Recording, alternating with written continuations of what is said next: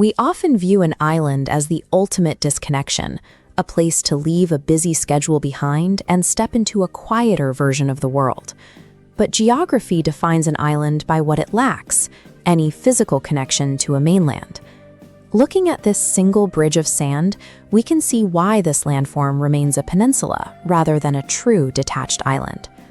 True islands exist at every scale, from the massive expanse of Greenland to Bishop Rock, a tiny outcrop off the coast of England that has just enough room for a single lighthouse. This complete water boundary creates a closed system. Because land life cannot easily cross the open sea, the species inside are trapped within a permanent biological wall. This inability to mix with mainland populations changes the rules of natural selection. These landmasses operate as self-contained laboratories, where evolution and geology progress independently of the rest of the planet. The disconnection we seek for a vacation is the same catalyst that drives Earth's most extreme experiments in survival. To understand how these micro-worlds function, we have to look at the forces that forcibly detach them from the ocean floor or the continents. Volcanic islands form through rapid bursts of activity. As magma hits the sea, it cools, stacking into massive underwater structures that harden into new territory. Other islands are built through biological construction. Millions of coral polyps create calcium carbonate structures, slowly forming the ring-like atolls seen throughout the Maldives. Geology also creates islands through destruction. When tectonic plates fracture, they can shear an entire piece of a continent away, carrying it into the deep ocean, where it becomes entirely surrounded by water.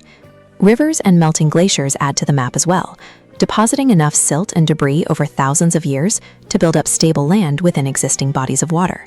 Whether they are born from cooling lava or torn from a continent, these landmasses become isolated theaters for life to begin its own unique story. Once a population is cut off from the mainland gene pool, it undergoes endemic evolution. Species adapt exclusively to the resources of their specific microclimate, creating plants and animals found nowhere else on Earth.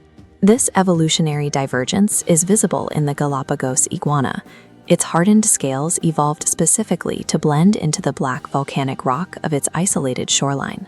Isolation dictates the local flora, like salt-adapted mangroves, dense conifer forests, or dry desert vegetation. Human societies on islands show the same specialized traits.